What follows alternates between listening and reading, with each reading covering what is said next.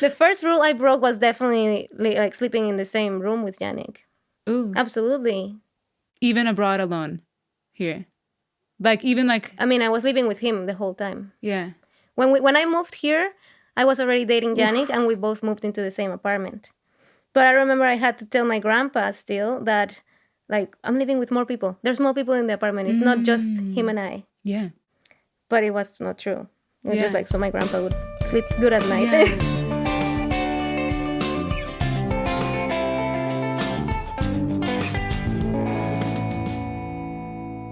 Howdy und servus and hola for today. Welcome back to the Pod Abroad, where it's a show where I speak to my immigrant friends from around the world and get to share their stories. We are here in Munich, Germany. My name is Paulina de los Santos, and I am from Texas. I'm just a Tex-Mex kid from South Texas in the Rio Grande Valley. Rio Grande Valle. I don't want to sound too gentrified. Grande Valley. And I've been here now in Munich, Germany over 8 years. And yeah, I'm very, very happy here, but happy where I come from too. Today's episode is all about being Tex-Mex at heart, even with a German home, and keeping our heritage alive while living abroad. And we're discussing all about, our cultures, growing up between Mexico and Texas, seeing like things that were the same, things that were a little bit different, and stuff that shaped the people who we are today. So with me today is my good friend Joss. Hello. Woo woo. She grew up in San Luis Potosí in Mexico and moved to Germany for the same master's program as I. That's how we met. Yeah, shout out SRM. SRM Which was Sustainable Resource Management. We studied at the Technical University of Munich, and that was back in 2016. I don't even know, but it was a while ago. Yeah. It was a while. So that's how we met. And she is married to a German man. Yeah, a hamburger. Yeah. I married a hamburger. Yeah. Yannick's awesome. They're so cool. I have a million and one things to say about them. They have an iconic YouTube channel with her husband, Yannick, where they share their travels, share a lot about their cultures and the similarities and differences between the two.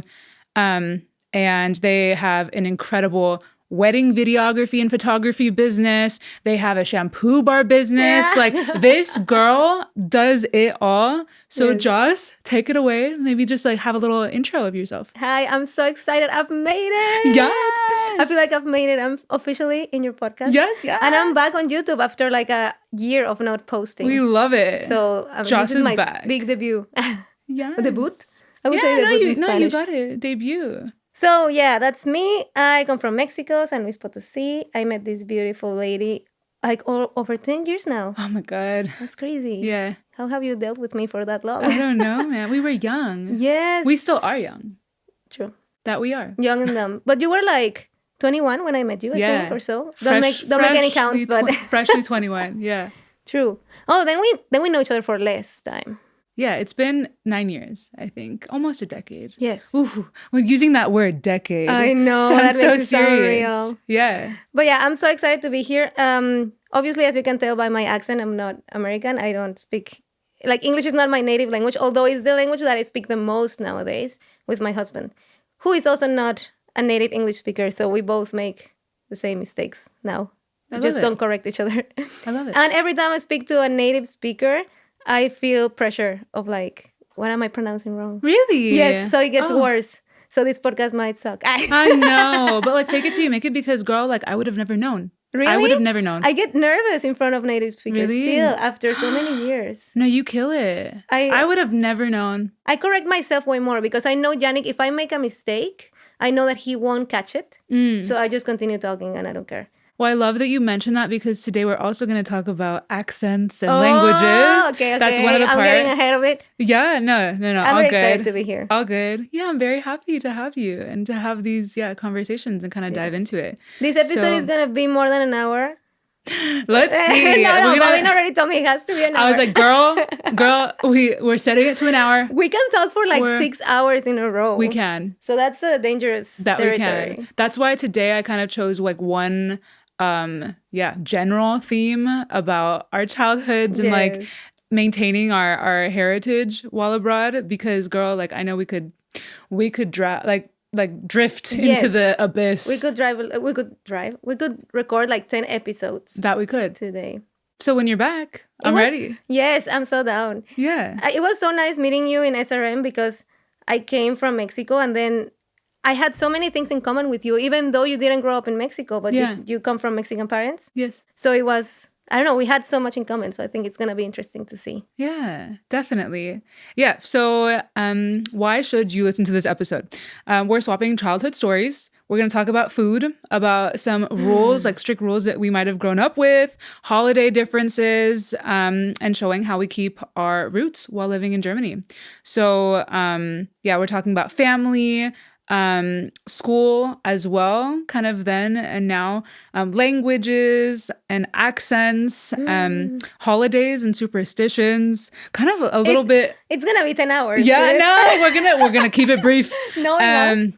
And then finally, kind of what we can do to maintain that culture at the end of the day, after all these years of not living like full time in our home countries. Yes. Yes. So first off, wanted to say that I gave you a shout out on your shampoo bar company. Love that, dude. They have good stuff. So, Natol, and that's what I wanted to start with. Okay. So Natol is a German phrase, right? What does it mean in German for everybody? And what is your favorite Mexican equivalent? Like Spanish. Okay. Like phrase. Yeah. Like, so Natol is the first thing that I kind of learned to say in German when I was hanging out with Yannick all the time here. Yeah. And he constantly says, Natol, because Germans are known to complain a lot. Yeah. So Natol means great. But they say it in a sarcastic way. When something doesn't go your way, you just say, oh, Natol, like, oh, great, this again. It's basically like this again. Yeah. So since I started saying it so often, on our YouTube channel, we started saying it also very often. And people were constantly asking, like with no context. Yeah. People were like, what the hell is Natol? Why are you saying it? Because our channel is in English. Yeah. And we're still saying that in German. So it became like an iconic thing for us to say. And that's why we named our shampoo bar brand Natol. So it was a little bit like cheeky. Yeah, like our branding. You know? And in Spanish, I would say, chingao. Yeah. I don't know if I can swear in this podcast. Of course you can. Anyway. Okay. Girl, you're welcome to. Fuck shit. This isn't for children. So. Okay. Yes. It's like chingao. Like, chingao. Yeah. So like Probably. Translate chingao for everyone. Chingao is a word that can be used for a lot of things. But in this context, the same thing. It would be like, like, oh shit. Like, oh shit. Yeah. Oh shit. Like, oh shit. Yeah, I guess that's what I would say. Yeah. No, I love that. It's one of my favorite phrases in German to this day. Yeah. Natol. No, cute. Just wanted to set the scene with like a little difference in like German sayings and sayings in Mexico. Because also I know like Spanish is so different, like depending on where you come from. Yes. So many different words and phrases. Like, yes. Actually, chingao comes from like the main word is I don't even know what the main word is, but there's so many variations of chingao. Like chingon, chingadera, chinga, chingar, chingado, chingada. I love chingao. It's a different thing. So in Mexico, there's even a book called Chingonario. Really? Yes. So it's like a dictionary that's only chingon variations. I love that. Because you can use it for 1,000 things. And also in Mexico, we use the word fart for 1,000 things too. Pedo. True, puro pedo.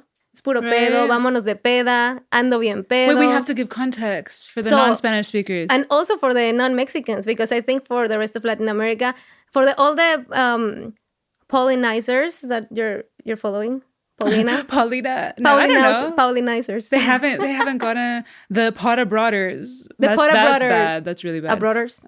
Pollinizers. I don't know. Anyway, for everyone listening right now. For all the abroaders. Okay, for all the listeners, what was I saying?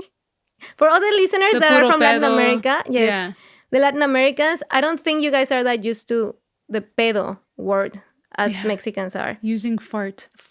But we don't even think about farts when we're saying that word. No. Because we say, ¿qué pedo? It's like, what's up?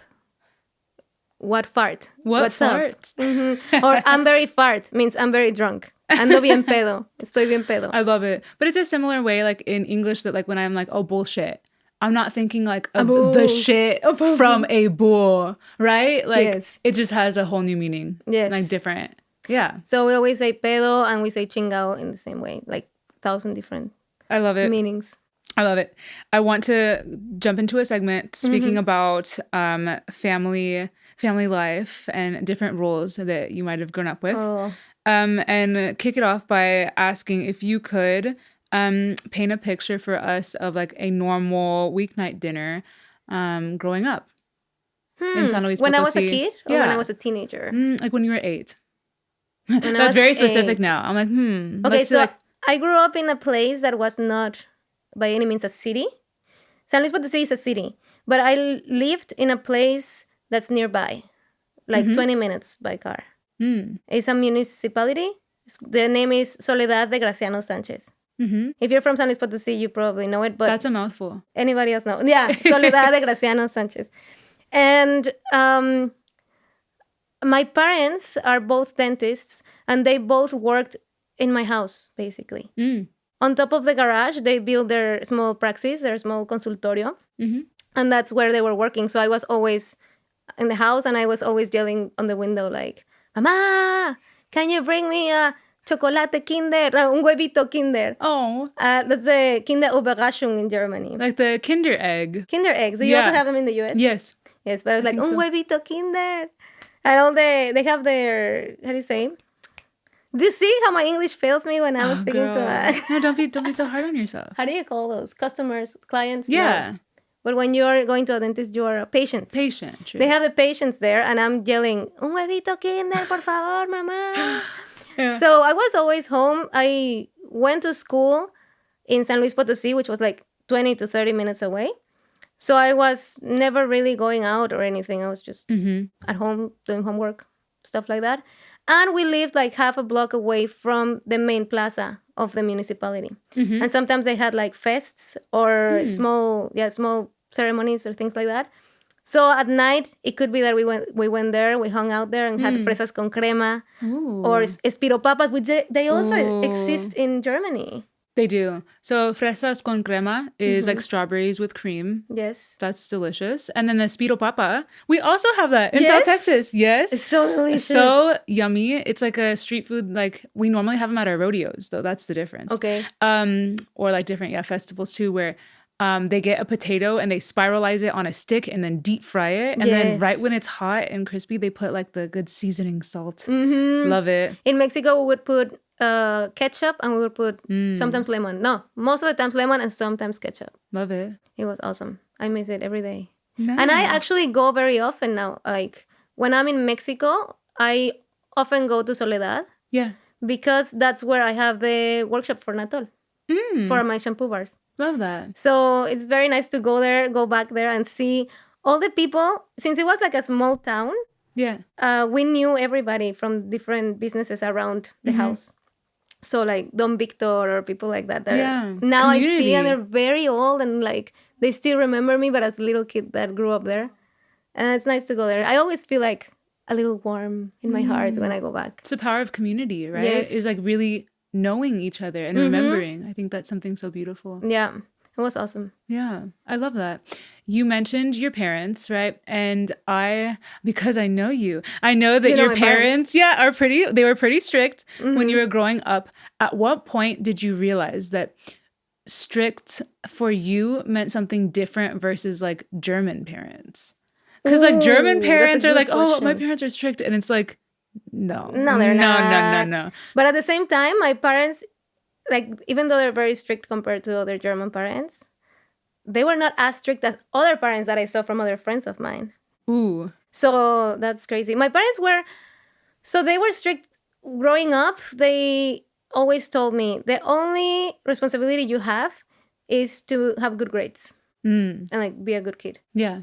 But they didn't really ask much more from me. But I took that very seriously, so I was under a lot of stress that I put on myself. Like I need to get good grades, and I got good grades back then. But just like in any other San Luis Potosi household. I guess I cannot generalize with entire Mexico. Yeah. But if you have a boyfriend, you're not allowed to stay over at their house at all. Like, I still find that a little weird, I gotta say myself, that like 15-year-olds get to I know. stay over. No, that's wild to me. Right? Here, yeah. I don't know what I They're would so do when I had a liberal, and child. they're like, "Here's a condom, like take care." Yes. So the first time I noticed What? that was the first time I came to Germany and I met Yannick's parents. Yeah. And we were already a couple. Mm-hmm. And I remember, I'm gonna air all his business, but whatever. You're like, whatever, fuck it. We were at their house, and I think they were downstairs, and I went upstairs to shower. Mm-hmm. And Yannick's mom asked him, "In Mexico, are couples not showering together? Oh. Like, why are you guys not showering together?" Oh. She found that a little weird. Oh, she's like, do you not care for one another? No, yeah, like, why don't you shower together? Like, she just found it a little weird. You're showering alone, really? Weirdo. No, she wasn't really judging it, but she was No, like no, no. very No. curious about that, you Yeah. know? And I was like, when Yannick told me that, I was like, I would never. Like, I feel like I'm trying to be a good girl. Like, Yeah. you just don't do that in Mexico. Absolutely. You don't even overstay your welcome, like in the house of your boyfriend. You don't stay No. too late. My parents were kind of chill with that. Like, they still let my boyfriend come over to the house and stay until like 1 a.m. watching movies, and then he would go home. Yeah. But for example, other people that I know, they were not even allowed to be alone in the house watching a movie, even if it was daylight. Like, somebody had Not to be even there. that. Like When they a were- chaperone. Yes, and they were right? already like 18, Yeah. 19 or so. Yeah. So it's a very different world. Yeah. The first time that Tim came to Texas, he had to sleep in a separate room. Yannick too. Yannick had to sleep in a separate room for years. For True. years. That's also true. Even Yeah. after we already lived together in Munich, Oh my gosh. every time we went to visit in Mexico, we had to sleep in the separate rooms. Yeah. I slept with my sister sharing a bed, Yeah. and Yannick slept in my room alone. That's crazy. But Or- actually, Or if we would travel with my yeah. parents, Yeah. it was my sister, me, and my parents in one room, Uh-huh. and Yannick alone in another VIP room. treatment. You're like, why does he get his whole room? Yes, yes, yes. It was Wow. very hard for him to understand at the beginning. He's like, Mm. this is so against love, you know? But I was like, it's just how it is. Yeah. It's not, they're trying to be open. They're even open Yeah. by letting you come on the trip with us, by letting you stay in the house. Mm. I know of other couples where the guy or the girl, whoever comes visit Mexico, has to stay in a different house Oh my gosh. or in a hotel room or something like that because they're not allowed to stay in the same house as the couple. Oof. Lucky for me, like, when Tim came, like, that was actually like my grandpa, who's like in his 90s. Like, that was his wish. My parents are a little bit more, lenient. Yes, more relaxed. My dad was like, oh, like, your grandpa, like you guys aren't married. Like, your grandpa would be very disappointed. So therefore, Or was different he rooms. like blaming it on your grandpa? He was like, maybe your grandpa would be this. he's like, I'm cool. I'm chill. It's all your grandpa. Who knows? Yeah. No, now like he's like, your grandpa goes to sleep at 9 p.m. Like, he won't see you. Yes, but we were talking about that the other day. Like, Yeah. it's so nice that here they're open with that Yeah. because there's actually less unwanted teenage pregnancies. Yes, like I'm sure. people are way more educated about the topics because they're not so Yes. taboo. Absolutely. Yeah, true. We were saying how like when you're a kid and like you're told don't do this, you're like, oh hell yeah, I'm doing it. Like completely going against it. Yes. On that note, I wanted to ask you, when you moved abroad to Germany, what was the first rule that you broke, that like you had grown up, like that your parents had instilled? Oh God, my parents are gonna. I hope they don't watch this episode. Now, the first rule I broke was definitely like sleeping in the same room with Yannick. Ooh. Absolutely. Even abroad alone here. Like even like, I mean, I was living with him the whole time. yeah. When I moved here, I was already dating Yannick, and we both moved into the same apartment. But I remember I had to tell my grandpa still that, like, I'm living with more people. There's more people in the apartment. It's not just him and I. Yeah. But it was not true. It was just Yeah. like so my grandpa would sleep good at night. Yeah. I mean, Joss's parents, if you're watching this, like Yes. they got married. Yes, everything Like, worked out. Everything. He was the one. He was the one. Yes. Yes, that's definitely the main rule I broke, Yeah. I feel. Yeah. Other than that, I don't think I had many rules at home. Quite honestly, my parents were strict, but they didn't really have to say much for me to be a good kid. Mm. You know, I knew what was good and what was bad, and they just always trusted me to do the good thing. Yeah. And if I ever did something a little sketchy as a teenager, Mm-hmm. they didn't really school me. Like they didn't put me in a timeout or took my phone for 6 months or no. anything like that. It was just Like disappointment. I knew I disappointed them. They didn't believe in like yelling at me or Yeah. being rude to me like that, which was very nice. I still like. I think that's awesome. But yeah, like they didn't really. They let me do my thing, trusting that I would do good. Yeah. I think I've done well. And when you foster that environment, then like, yeah, it's more chill in a sense that like you don't want to have to break the rules because like you're, Yes, actually, with the rule about being in the same apartment with Yannick and sleeping in the same bedroom, that was mostly the problem. Yeah. Because my parents were happy that I was living in the same apartment with Yannick because they knew if something happens, there's somebody there that's going to take me to the hospital or that's like taking care of me, no? Yeah. But sleeping in the same room was a tough one. We had 2 bedrooms in our apartment, so one was mine and one was his.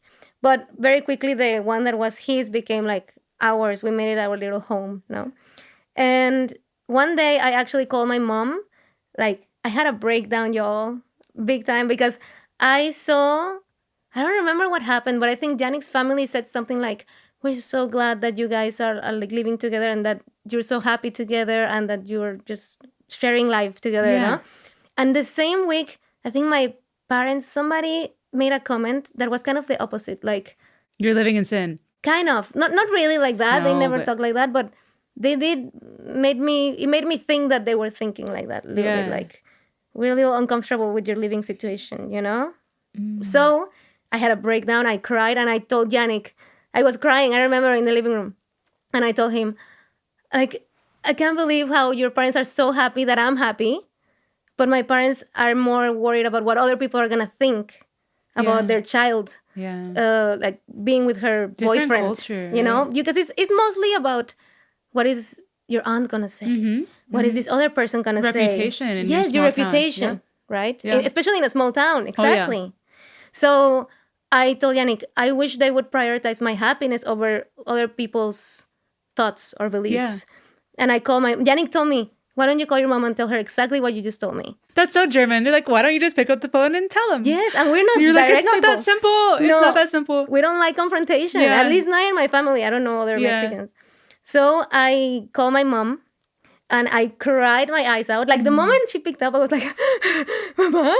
And she was worried. She was like, are you okay? Yeah, like what happened? And I told her, I just feel very bad. And everything I told to Yannick, what I just told you, like, I wish you guys would be happy, like, just wanting my happiness more than what other people are going to say. Yeah. And surprisingly, like, it was so honest, and she heard me, like, having a tough time with it, that she responded very well to it. You know, she said, like, we're not dumb. They probably already knew that we were living together for, like, a year and a half now at that point. But they just were trying to not put it away from their minds, no? Yeah. But she was very nice, and they were very open and, like, accepting of it. And I talked to my mom. I never talked to my dad about this, but she told me, I'm going to talk to your dad about it, no? And, like, also my dad wasn't dumb either. And they really liked Yannick, too, which helped a lot. And after that, I told her, like, I just want to tell you the truth because I don't want to be having to lie to you since I want to be close to you. Every time I lie to you, I feel like it's pulling us away from each other, which is very real with Mexican families. And people have to lie a lot because of these taboo topics. So I was like, every time I talk to you, I feel further away from you and I want to feel closer. Yeah. And that, I think, clicked something in their brains of like, that's right. Why the hell are we caring about what other people think? We should care about, like, connecting with our daughter and having her trust us enough to tell us these things. Yeah. And after that, they were pretty chill. Like, everything kind of changed. I also felt like a weight off my shoulders because I've been lying for, like, a year and a half now.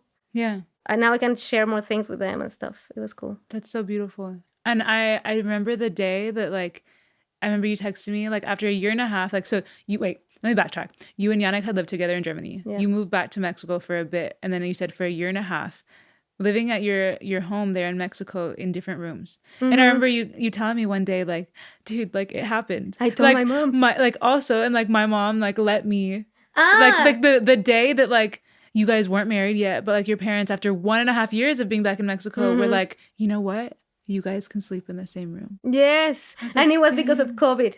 because they Ooh. felt bad for us because we had to quarantine. Yeah. And that was their excuse too. That was probably helped them too to make this The decision. justification. Yes. Yeah, it helped. And they were like, we were in separate rooms. So they were like, if you guys are like, they saw us so lonely or whatever. They were like, you can sleep in the same room if you want to. And now they bought a bed for us. Oh. Like we had a smaller bed. Well, because y'all are married. Yeah. No, but I don't know if it was before we were married. No, we were probably already married, actually. Yeah, now they want babies. It's crazy how it changes in an instant in Mexico. They're like, you're not allowed to sleep together. The moment you have a ring on that finger after you got married, they're like, babies, get to work. Like, it's just like polar opposite. Yeah, it's crazy. Reactions. Crazy. And with your parents, then it was pretty chilled. It was. Granted, like, I mean, I didn't have any like, I mean, I didn't push limits or anything. Like, I would say like I was a similar child as you. Like, I was very intrinsically motivated. My parents, like, or my mom did not need to push me to do anything. Right? I was so intense on myself, like literally just from within, that also I remember like once breaking the rules. Like my mom told me I couldn't get my belly button pierced, and she was out of town with my brother. And I do shout out Osmara if she's ever watching this. You bad person. Yeah, my friend, my high school friend Osmara, and I went like during class, I think. I don't know, someone had a car and she took me to like this dude in a garage. Sketchy. Yeah. To pierce my belly button. And I think I was like 15. And it was just as sketchy as it sounds. Yes. And so I go home, whatever, like an hour. Yeah, I had the belly button piercing. I go home and I immediately call my mom crying.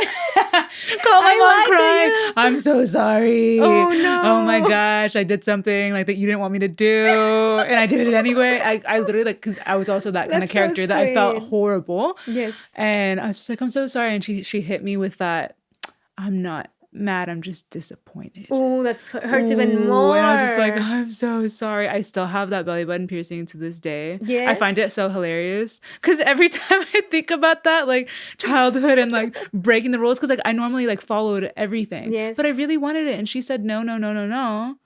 And then I went like a really sketchy route. If she would have said yes, I would have gotten it like at a legitimate business. Place, right? It's better to be like honest, to give your children the space to be honest to you, so that you can, like, they're not going to a motel instead of somebody else's house, because in Mexico love motels are a thing. Ooh. Too, because oh wow, do you know that? Do you have that in Texas too? Not that I know. For like young people also? Yes, it's mostly young people are the customers, and they're like bougie. They're like very cool looking motels, and also some sketchy ones, obviously. Yeah, but that you pay for like 3 hours or something. I don't know. They pay per hour. Yeah, and a lot of teenagers, because they don't have anywhere to bang, they go to motels, like sketchy motels. Yeah. That's also kind of risky. Yeah, for sure. But at the same time, I don't know if I would let my 15-year-old stay over at his girlfriend's house. So then you're like, you would send your 15-year-old to like indirectly send them to a motel? No, I think you'd be the cool mom that's like, I'm going to go to the movies. Yeah. I would. You wouldn't be like hanging out in the house. I'll be like my parents. Like, I know the truth, but I want you to lie to me. Ooh. For a little bit. Yeah. Oh, like maintain your innocence. Yeah. No, but part of me knows that that's like a struggle, because I know it's more logical to like give them the space to be honest with you. Yeah. But at the same time, there's things that are so ingrained in my culture and like in the way I grew up that I don't know how I would react if I was my parents. You know? No, I feel that. Also, if you compare, I don't know if this happens to you, if you compare how your parents grew up. Oh, man.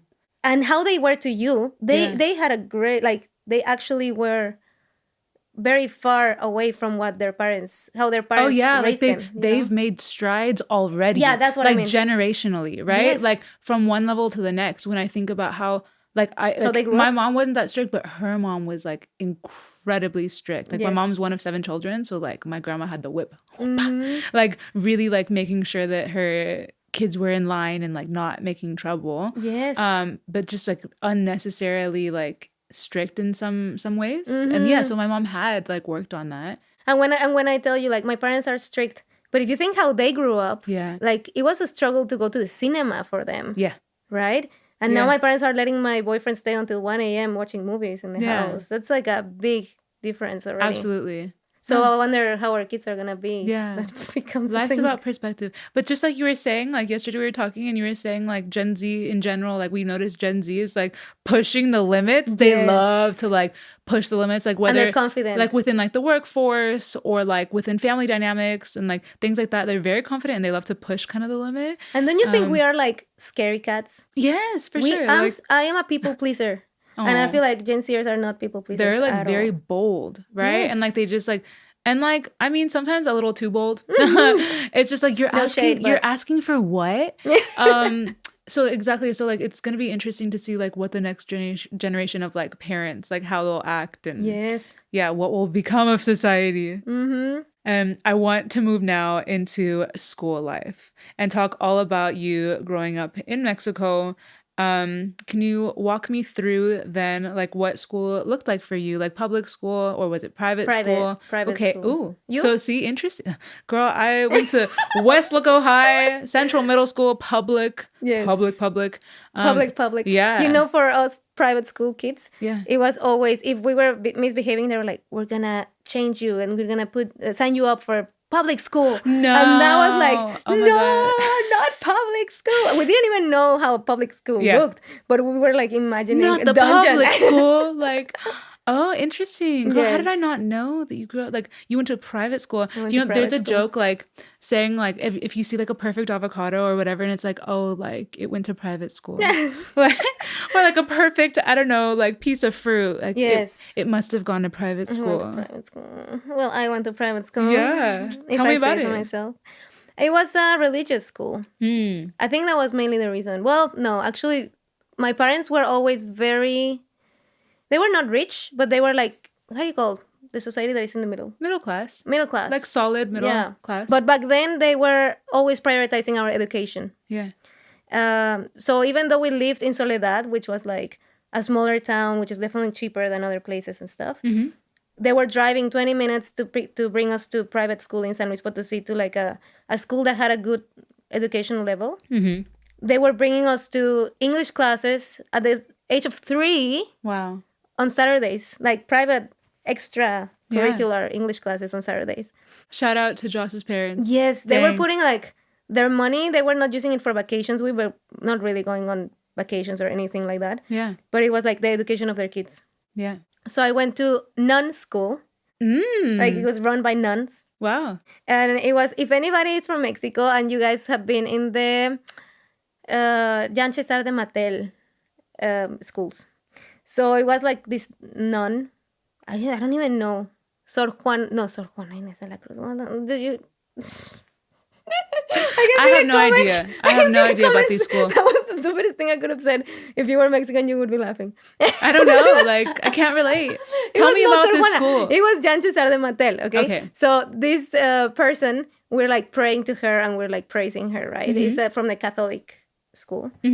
And we were always singing like, Somos hijos de Jean Cesar de Mattel. And then we had a song like, Y decimos Dios en inglés, decimos María en francés. You know, like, Oh, wow. we were trying to sing Yeah. cool songs like that. We had English classes too. And it was an interesting school to be a part of. Yeah. It was mostly girls. It used to be Okay. only girls. And then my generation was the first generation that allowed guys into the school. Oh, wow. So it was like maybe 40 girls in one classroom Yeah. and like 2 guys. Oh, wow. So that must have been tough for them. And then it Or was heaven. What do you mean tough? Maybe like I don't think it was heaven. you're a little problematic. Yeah. And we were also not the best looking girls in the town. Actually the last years from primary school, Yeah. girls had crushes on like the 3 guys that were there. Oh, man. So they were kind of harassed. Not harassed, but like there's always girls being like, Yeah. hi, how are you? And they didn't want that attention at the moment. It Yeah. didn't look like it, at least. And then I moved to high school, to a different school, also Catholic, run by men, the Maristas, from Marcelino Champagnat. That's the name. Now it's not the other woman, but it's this guy. And we were always praying every Monday. We had uniforms. Do you have uniforms in Texas? We did, yeah, in elementary and middle school. Isn't that wild how in Germany they don't have uniforms? I know. That was one of my questions. I was going to ask, like, did you wear a uniform? Yes, I did. What was yours? So Mondays, for high school, Mondays was a skirt that I like to make a mini skirt because I was cool like that. Of course. Long socks. Oh. This color kind of. Yeah. Like darker. This color. Yeah, like a navy. Yes, navy socks, black shoes, and a button-up shirt with a blazer. So very And that's it. preppy. Yes. Sounds like it. Ours was really boring. It was always like khaki pants. Like you could wear like khaki pants or shorts. Oh god. And, You didn't have skirts? but the shorts had to be to the knee. And a polo. I want to see a photo Like- so bad. I'll find you a photo. And then we would wear polos. And it had to either be like, depending on what year you were in middle school, it was like red, white, or navy. Okay. And so we had this. Like the purpose of our uniforms, actually, because it was public school. I come from a very low income region, and they were trying to make it, to lessen the burden on parents to like have a whole wardrobe for their child. Yes. So I think that's like the concept behind the reason why we wore uniforms at a public school. But in the end, oh my gosh, I remember being like a little bitch in middle school. I'm sorry, mom. And being like, I want an Abercrombie polo because everyone has a little moose. Like I wanted the moose. And like, so like there was always ways to like distinguish yourself, of course. Like, and So it was not a polo from the uniform. Like no, it it should have been, right? Yes. Like we if- had if- polos too, but for Tuesdays, Wednesdays, and Thursdays, it was a polo. Mondays was like blue, Tuesdays white, and Thursdays gray or something. No, I mean, like, one could get a simple one from, like, Walmart or Target back then, but, like, all the cool bitches, like, they wanted to wear, like, cool ones. American Eagle or, like, Super tight ones. Hollister or Abercrombie because you'd have, like, the fat logo. And that was just, like, so sad. And, like, when I think about it, I'm like, that comes down to, like, Wanting to fit in. reputation, wanting to fit in. And, like, this was the time of, like, when we wore, like, Hollister t-shirts like outside of school, like H-Co, we like walking billboards. Yes. And like that was like the hottest thing. The Von Dutch era. Oh yeah. That's And like Ed Hardy. Thank God I never got into that. Yeah. Yeah. So that was like my uniform. And it life. was every day the same. Yeah. For us, it was the first one was the Mondays and the polos with jeans. Yeah. And the Fridays, it would go wild because it was free day. Ooh. Our Fridays were a little different too. Yes, and you would see like every type of Yeah. outfit. People were like dressed to impress. It's Aw. Friday. Yeah, it was Cute. cool. It was fun. We wore jeans on Friday. We were allowed to wear jeans. If we could wear like, if you wore a Spirit t-shirt, which was like a purple t-shirt because we were the Panthers, or the Pumas in middle school. So like on Fridays in middle school, if you wore the little Spirit t-shirt to like have school pride, Yeah. then you were allowed to wear jeans. Okay. And if you didn't have a Spirit t-shirt, like you got to wear the uniform.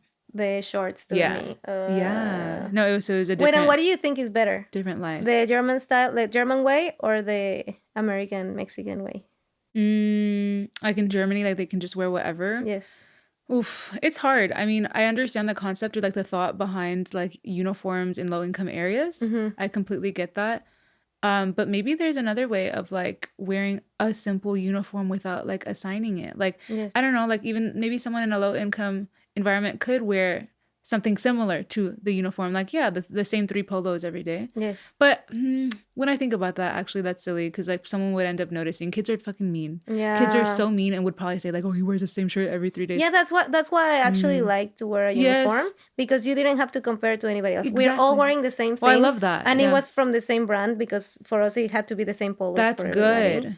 So that was cool. Only Fridays were a little stressful, but everything else was kind of cool. No, in the grand scheme of things, yeah. If the uniform, if like it's really standardized and you can't be buying all these fancy brands, Yes, then I think it serves a great purpose. I think so too. And like it relieves the stress off of parents Yeah. in general, like to always like be keeping up. And right now I said the American way. What do you think about people that get angry when you say America and not United States? Like because Latinos, I've heard a lot of them or us Yeah. getting annoyed when people call America America. They Yeah. wanted to be United States Yeah.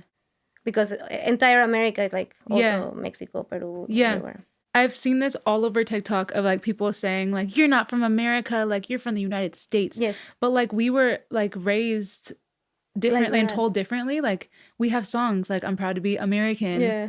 And I'm proud to be an American. American. Exactly. Oh, no. Like, so like we were raised like thinking like we live in America. We are American. Like we're not United Statesians. Yes. Like, but I understand like when people say like, well, America is also like Latin America. Yes, Because that's everyone, true. I mean, to each their own. Like everyone was raised with different school systems. Like Yeah. I'm not a hater of theirs. So like I'm just like you do you, I'll do me. I'm Yes. trying to like be respectful, but like we were taught differently. Yes, it's hard to like change it. Yeah. Also, how do you call Americans if not Americans? United States citizens? That's so long. It is. I have a hard time thinking about it because is. sometimes I say America because it just seems faster and Yeah. simpler. And sometimes people get angry. And I'm like, oh, sorry. I mean, I know we're also Americans, but it's harsh. Yeah, it's different. But it's weird. Like, don't you think it would be weird to say like American versus Mexican? What do you mean? Like you're like you would you ever say like, if I would call myself Yeah. an American, yeah, that would be weird. right? Because some Yes. people say like no, like everyone in like Latin America are also Americans. I'm like, do they really want to say If that? somebody introduces themselves to me and From they Chile? say, and they say, from America, and I'm like, where? Chile. Like I'll it's be not like, the first thing. Like so the argument online is kind of funny to me. I mean, nevertheless, like if they want to, like I feel like identity. I mean, so I know unique. they are Americans. Exactly. Right? Identity is so unique to people. Like whatever you want to say, like But say we're just it. so used to saying America for USA. Yeah. Although I do make an effort nowadays. Like, for example, right now that I said it, Yeah. I consciously thought about it. And I consciously thought, oh, shit, I said America. I should have said United States. You know what I mean? We so say both. I do make an effort because I know some people get, We say both. yeah, I know some people get offended. And I'm like, if something that I say, like, it doesn't cost me much to say United States or USA. That's you a know? cute way of thinking. So I'm like, doesn't Yeah. really bother me that much to change it. yeah. For example, in Mexico, they had the inclusive language, which is like instead of saying él or ella, they say ella. Yeah. And now everything is with amigue Yeah. instead of amiga. And a lot of people get very annoyed at that. And I think like it doesn't cost me much to just say it. It doesn't also, Period. yeah, it doesn't bother me. Language either. also is evolving. It is Right? not, language is living and breathing. Yes. And it doesn't take much to like, actually just like evolve a little and respect people. Yeah, it doesn't take anything away from me to say Right? United States or to say amigue. I love that.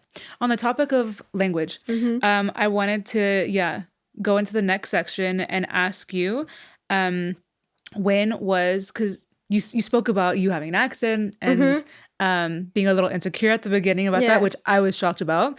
When was the first time that someone poked fun at your accent? The first time, it was actually a cousin of mine. No, the villain on the inside. The villain is inside. The house is coming from inside the house. No, the call is coming from inside the house. Yes. Well, I started posting YouTube videos with my husband. Yeah. And they were all in English because our native language is English from our relationship. Yeah. When we met, we started talking English. So that's how I like to explain to people when they complain about why we speak English. That's our native language from our relationship. Yeah. You're not trying to be anything else. Or like be like, oh, a poser. Like that's what you do. Like you speak English every day. Yes. And we can both speak each other's languages, but it just feels more authentic and natural for us to speak in English. What a flex. What a Right. flex. I love it. You're like, I actually am trilingual. And deal with it. I love that though. Like Spanish, English, German. Yes, but Epic. we feel more authentic in English.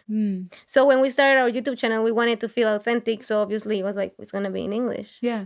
And the first videos we started posting, not many people were watching for like 6 months, but my family was. And a cousin, I posted something on Facebook or about the channel, and he left a public comment saying, and you have a cactus on your forehead and you're speaking English.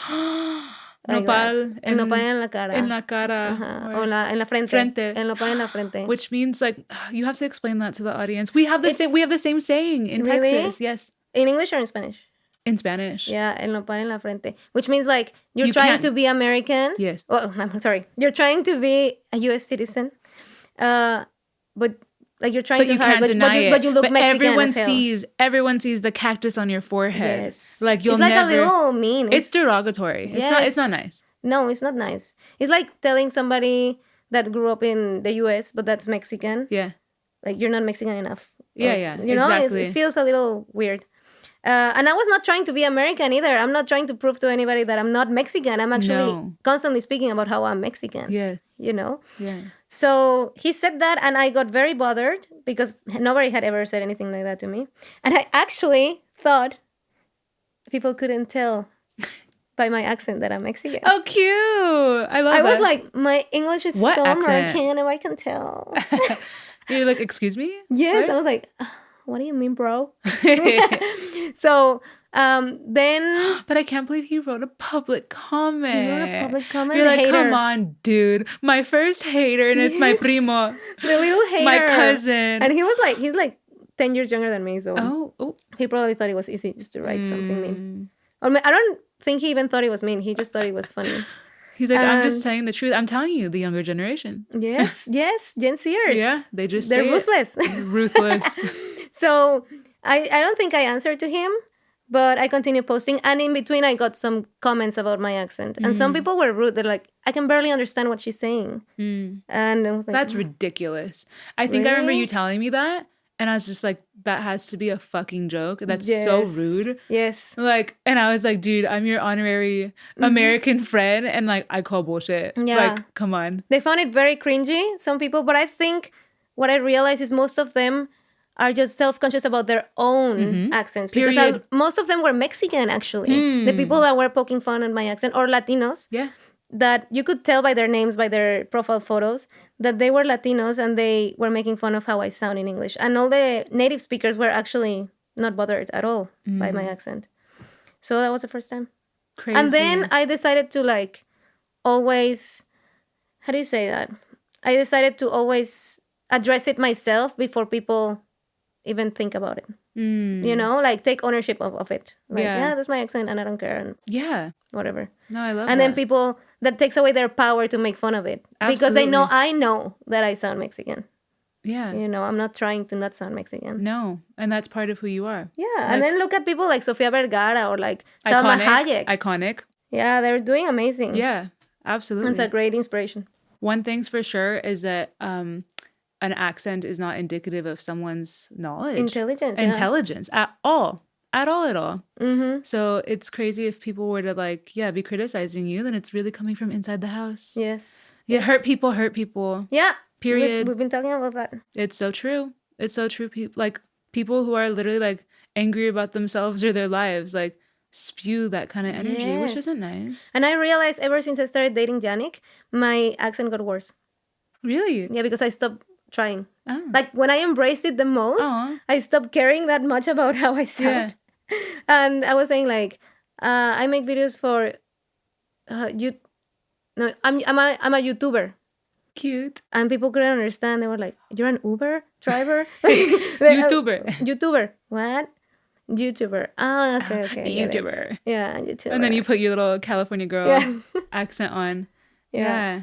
But now I embrace it. Yeah. No, I love that. Like at the end of the day, it is about embracing your culture and knowing like you said, you're not trying to pretend you're not Mexican. It's who you are. It's who like you'll always feel, right? Yes. Like even getting German citizenship one day, like you'll still have that identity with you. Yes. And I'm proud of it. Yeah. I love that.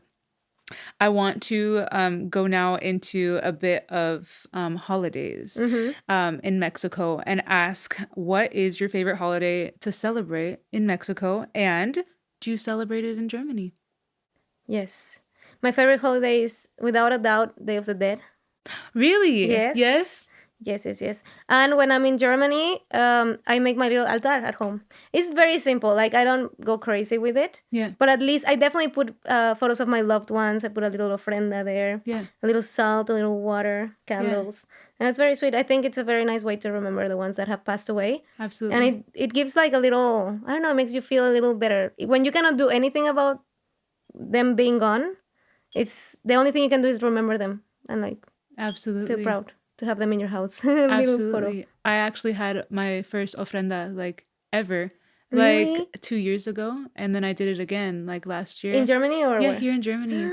And I printed down photos of like my family members who have passed away, like friends, even. Yes, I included photos of Yannick's family members too. I did that too for like one of Tim's aunts, and for me, like it meant everything. Like actually, like when I saw there's something so small, but the simple act of keeping the spirit alive. Right. And like To celebrate their lives. remembering like who you come from also, I think is so beautiful. For those who don't know, the holiday Day of the Dead in Spanish is Dia de los Muertos. Dia de los Muertos is the 2nd of November. The 1st of November is when the kids come, apparently, and the 2nd of November when the adults come. Yeah. And we make like altars for them with their photos, with their favorite food. Yeah, like some fruit or like a beer. Yes, a beer, always from my grandpa, a beer, a Corona. Yeah. and you put, there's several elements that are very traditional where you light up their path or certain cempasúchil flowers, things like that. You could go on and on about the Day of the Day altars because there's different types, but it's very sweet. And one of my favorite things was when I started including Yannick in the altar, like the very first time I did it. Yeah. I think it's also very special for foreigners that have never really done that. Yeah. You know, it's like, wow, this is a very spiritual thing. Absolutely. But awesome. And sharing the culture, I Yes. think. And not, yeah, I think just like the act of keeping your heritage alive Right? Yeah. is like everything. Yeah. Of just being like, okay, I'm literally thousands of miles or kilometers away overseas It in a feels- country that doesn't relate, but I'm still going to do it. Absolutely. It feels, I have felt it more in Germany than in Mexico because here it feels something so mine, Yes. you know, so like I get emotional. Aw. Like culture. Yes. Why do I cry in every video I Aw. make now? This No, is how I I love return it. to YouTube. No, it's a beautiful emotion that like it's something that you can hold on to. Like no matter like if you're gone, it doesn't matter how long you're gone. Like it's your roots and it's who Yes. you are. And it's just these little things I think of maintaining who we are while we're abroad that helps us stay sane. Yes, like a 'Cause part of there's your home. A part of your home. Like there's so many hard days. I think like when you live in Germany and you're like, what the hell am I doing here? Like, oh my, how did I get here? Or Yes. like, oh my gosh, this culture is so different from the one that I grew up with. But then like Yes. those little things of holding on, like just feel extra special then. You know what for me was crazy? Now that we went on our honeymoon, we went to like this epic trip in Asia for like two months. And I've never in my wildest dreams thought I would ever visit Asia. Actually, my dad and I had a joke saying like, oh, we've been to Singapore so many times. We were always joking around about Singapore because it felt like such a different planet that we're never gonna visit it. Oh, there was like the joke. Yeah, in the family. joke was like, oh, remember when we went to Singapore? As if it would be like Mars, Yeah. like somewhere we're never gonna go. Yeah. And then I was there. And I remember, like, when I look at the altar of Day of the Dead, I look at my grandma, my grandpas from Huasteca, from San Luis Potosí, you know, like indigenous roots. Yeah. And you're like, how have I been able to go to like Asia to like do these things that my ancestors never even thought Yes. possible? It's wild. Yes. Wow. I can completely relate. Like Right? when Tim and I we went to Asia for the first time, I think 2 years ago in Korea, and there was one morning that we went to a temple and I lost it. I literally I was just like crying my eyes out in awe. I was like, how I was literally told Tim, I was like, how are we here? Like why? Like, I what don't is just little me like doing? imposter syndrome a bit too, right? Yes. Like you think of all those that came before you, your family and Yes. like your roots And you're even just where like, you grow up, no? Like, Yeah. I'm like, I remember being in Soledad de Graciano Sanchez, like Yes. going to the paleteria to get an ice cream in the Yes. corner. And what am I doing here in Here. this complete foreign place? what am I doing here? Yes. Yes, the same. I'm just a little girl from Westlaco, Texas. Yes. You like feel like And your then you inner go- child. Yes, and that's why it makes it so much more special when I go back to Soledad, for Yes, example, and yeah. I see Don Victor still there in the corner, you know? Like all those people that saw you grow up. Yeah.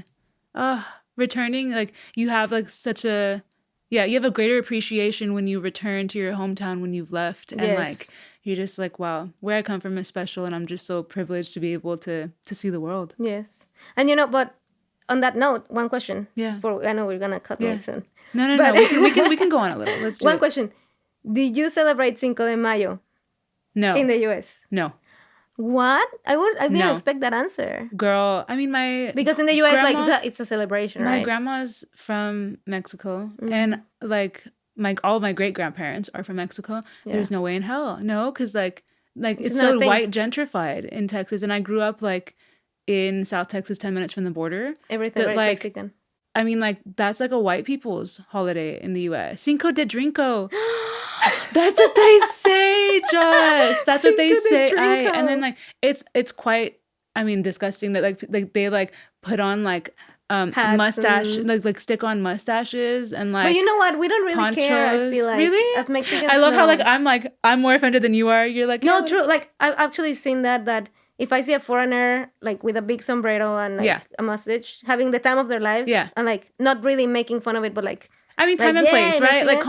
context. Yeah, like, I don't think matters. Mexicans are that like sensitive about it. Yeah. So I like, mean, it can be in el good güero, el güero. like, yes, like, I mean, like, if it's just a sombrero, like, it can be in good taste. But if you're a It Trump dep- supporter and you're celebrating Cinco de Mayo, that's period. no. Exactly. Time and place. Yes. If you're a little fucking Trumper and you're like, haha, Tell me who Cinco you de voted, and I Mayo. tell you if you're allowed to celebrate Cinco de Mayo. Period. I love that. No, seriously, like, it depends. Like, there's context. There are like the good. I was gonna say the good whites. That's bad. I'm gonna be canceled.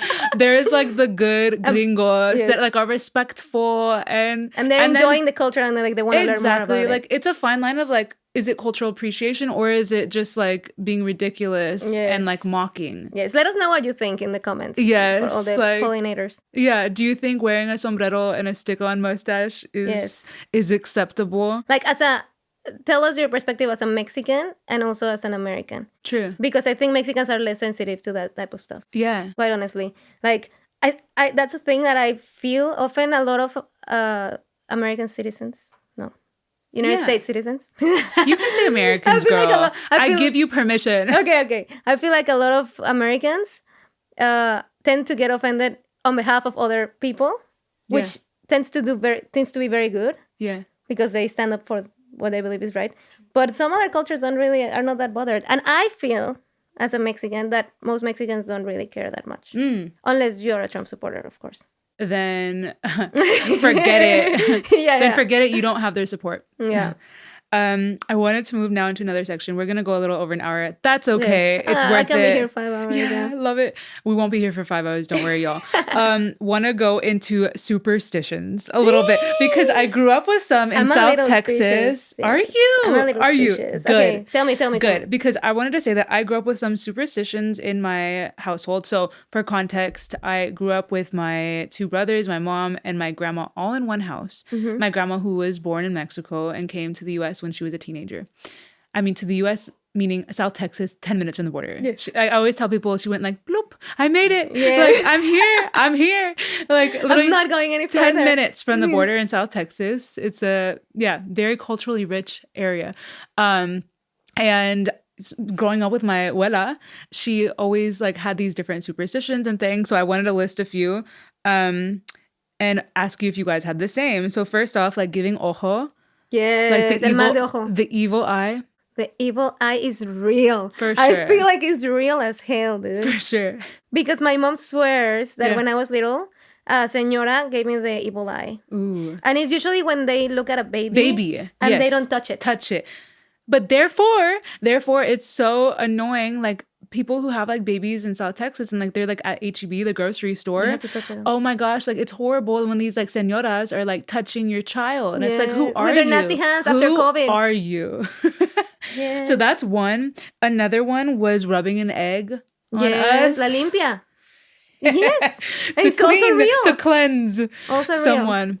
I come from the most superstitious mother. Really? Ever. I didn't know that. Like when they moved to a different praxis, how do you say consultorio in English? Like practice. Practice. Yeah. From the dentistry, you could see my mom in the roof of that house. Yeah. Brooming it with a coconut, I think, or a melon, something with a fruit. And she was just sweeping the fruit everywhere. And then she swears that after that, because she's sweeping the bad vibes, she couldn't carry it because it was so heavy. Like, I don't know if she could carry it, but like normally it was light. Yeah. And after she did all of that, it was like heavy from all the bad vibes. Ooh. I wasn't there to verify this. You like, I can't confirm or deny. But she has interesting stories like that. It could be interesting. Interesting. Another one was like my grandma saying like sana colita de rana. Si no sana hoy, sanará mañana. So let's translate that. Okay, that exists in Germany too, though. Does it? Yes. Really? I didn't know that. They, I think they blow the pain away. Oh. Something. Like if you have something, an agua, because they say, I have an agua, like I have pain. Yeah. And then they're like, I don't know how to say it in German, but they say like, I'm going to blow it away. And they do. Oh, they have a little saying. Yes. But the saying is funny in Spanish. in Mexico. Sana colita de rana. So it means heal, frog's tail. It's very witchy. Yeah, frog's tail or frog's butt. Frog's butt, frog's ass. Yeah. If it doesn't heal today, it will heal tomorrow.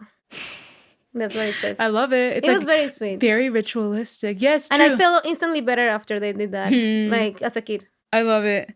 And then one other one is lighting a candle. I said it's more faith-based, but like my grandma would like light a candle for any intention. But like the big ones. Yes, like praying kind of. Yes. Studio. Oh yeah. Like for anything, any little thing, she's like, I got my candles. Like, really? I'm gonna light 5 of them for you right now. Yes. That's sweet. Was that also a thing for you? Not really. For my mom, no. But she lights a candle when she's like thinking about a loved one that passed away. She always does that. Yeah. And then she would leave it on the whole day unattended. I'm calling her out because what if one day the house burns down? Yeah. It's gonna be tricky. That's the German inside of you. Look at you. Look at you. You're like, that's not safe. Did you read the instructions? It's not the rule. You're like, that's so German. Yes. I love that. Oh, and then lastly, when I was being bad as a little kid, I was told that chupacabra was gonna come and get me. We didn't have no, the chupacabra exists in like the culture, Mexican culture, but they told us the ropavejero. It's like this guy in Mexico that would go through the streets in like smaller colonias. Yes. And they're like selling clothes or they buy clothes from people to resell them. Now there's one that yells at 6 a.m. in the morning in the streets like, se compran lavadoras, refrigeradores, like just yelling with a microphone. Yeah. So they always said, we're going to give you to him. He's going to go get you. Like you're going to go with that guy. Oh my gosh. Oh. Yeah. No, mine was just chupacabra. Very fear-based, actually. Yes, true. All of these are like, probably like psychologically, like you can trace back like why we are the way we are. You know what I was thinking? I feel like the Mexican culture, and let me know if I'm wrong in the comments, it's very guilt-based. True. Like just because of religion. Yeah. First of all. Yeah, absolutely. But in general, like a lot of guilt in things going on. Yeah, absolutely. I and agree. maybe that's why we are the way we are. In the Tex-Mex culture as well. We also say disculpe for everything. Like, I don't know. It's a little interesting. Like just saying sorry, like being apologetic. Yes. In general, like overly apologetic. Yeah. The Germans can't relate. They're just like, I said what I said. And you know what? There's another superstition in Mexico. It's called agua de calzón. Do you know it? No. Disgusting, dude. You're supposed to take your underwear, put it in water, and make like a little stew with it. You don't boil it or anything. You just like wet the water just with it. Room temp like dirty underwear, right? Shut up. And then the guy is supposed to drink that. No. Like a guy that you want to fall in love with you. Oh. Ooh. And then he will fall in love with you. Did you ever hear about anyone actually doing it? No, ever. Never. But if you see a guy that's very in love with your friend, you're like, did you give him agua de calzón?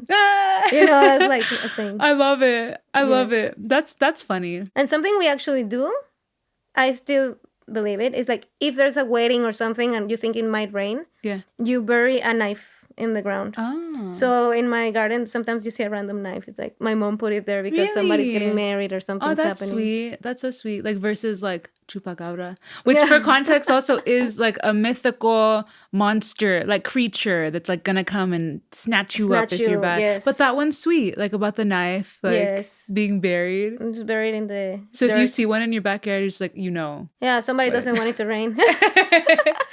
Yeah. Is there anything that you believe? Any superstitions that you like really believe? I don't know. Like in all of these, I definitely like believe in spirits. I would say maybe I'm a bit spiritual. I was raised Catholic as well. Yes. I don't consider myself religious anymore. No, me neither. But I feel like there are things that we cannot understand, like we cannot explain. So a little like destiny, it sounds very witchy. Universe. It sounds very witchy. Like my mom's so sweet and supportive now. I think like when I first told her that, like it broke her heart, and I understandably like I get it. Yes. I was raised Catholic, and it's almost like Germany has tainted me. But I don't think it's just Germany. I think it's a lot of things. A lot of things has led to like why I'm not religious anymore. Though I respect my mom and her beliefs as well, and she respects me now. And what's so sweet is that, well, first off, I think it's very sweet in general when people pray for me. Like when they say, I'm going to pray for you. Same. I'm very thankful. Absolutely. yeah. Absolutely. Even if I don't like necessarily believe in the power of praying within the Catholic Like Church it's or gonna whatever. do it, Exactly. I find it incredibly beautiful and thoughtful. And the good energy is Yes, because of the energy. So my mom now is like, I'm sending all the good vibes and energy. It's so sweet. Like so sweet. She's like, whatever you believe in, like that's what I'm sending to you. That's so sweet. Which is so sweet. And yeah, just a bit different. I know it sounds like so abstract, but yeah, no, I think because I don't follow any like organized religion that I still feel a bit spiritual. I think that there are spirits. And the vibes, the yeah, energy. my abuelo, like my mom's dad, told like he passed away in the early 2000s and told her that he would come back as a bird. And like now anytime like she sees a bird like hopping around her, she's like, that's my father. I also believe in that big time. Yes, me too. Like my mom also, well, she always, in Mexico, hummingbirds are very related to like souls of people that have passed away in general. And also monarch butterflies too. Wow. And suddenly after my grandparents passed away, like there's hummingbirds in our garden all the time. Wow.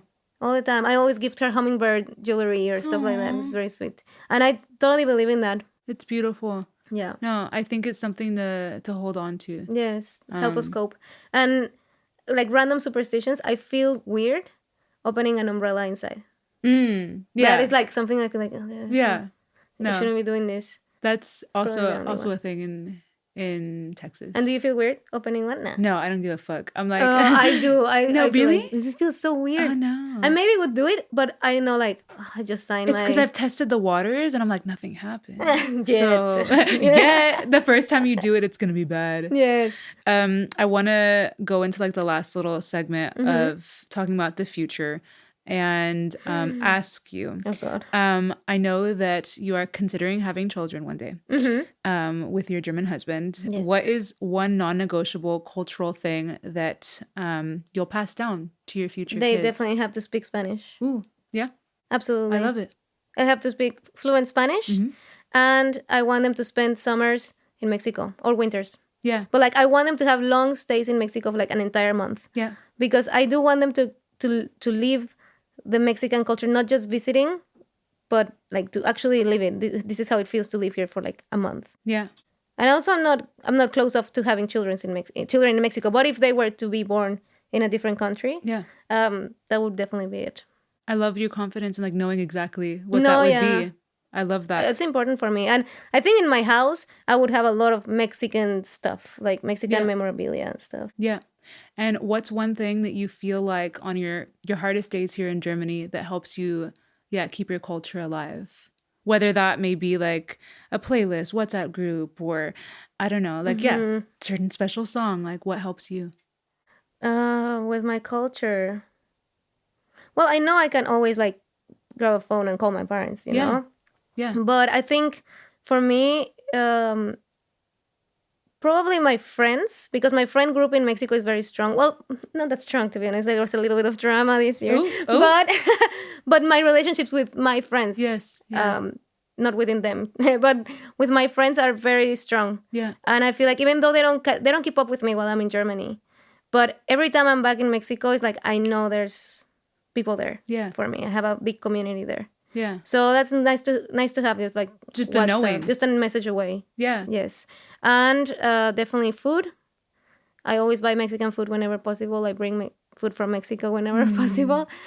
What do you bring? What's your? I definitely bring tajin. Ooh, yeah, it's a must. Chips, taquis fuego, because they have them here. Yeah, but they don't taste the same. Okay. Have you tried them? No, I have not. They say they have the same packaging, and then it's so disappointing. They're probably like the healthy version here in Germany. No, it's like nothing to see, nada que ver, nothing to see with Mexican taquis, and it's so sad and disappointing. Yeah. So I bring them from there. I guess the food is definitely one of them. And lastly, I want to finish off asking you a little reflection. If your 10-year-old self listened to this episode right now, what would make them proud? She'll be mind blown. Oh, I'm gonna cry. Oh. I hate you. Let me think. Definitely the fact that I went to Asia, she would be like, "What? Rewind that part. What the hell? You went to Singapore, the Mars place that you were always talking about." Yeah. I wanna cry. I think she will be proud about my English skills Yeah. because I struggled learning English. Yeah. Not that much because I learned it pretty young, but there was a time there when I failed the same level like 4 times in a row. And my parents continued to sign me up for the Yeah. same level. They weren't giving up on Yes, you. they were not giving up. So she was proud of that. Definitely. I love to hear it. Thank you so, so much, Joss. Thank you for having me. I love you. Love you too. Like, it's been such a special hour getting to hear Yes. more about your childhood and like share these stories with one another. And I want to ask everyone listening right now, what's one thing that keeps your heritage alive while living abroad? Like what helps you get through it and helps you maintain that part of you and your culture? Yes. Yeah. And go follow me on YouTube. Please do. Plug my stuff. I'm going to put all of her stuff in the description, or I'll put it Yes. on the screen here. Please go follow Joss and Yes. Yannick. They have incredible videos. They're making an epic comeback soon. By the time Yes. this is up, I think it'll already be out. Hopefully. Yeah. So thank you so much for your time today, Joss. Thank you for having me. I want to come back again. Yes. You're always welcome here in Munich. Always, always. Yes. And until next time, thanks a lot. Bye. Cheers. The Pod Abroad's video, audio, and music is produced and edited by Tim Teherne. Make sure to give us a follow and leave a comment if you like this episode.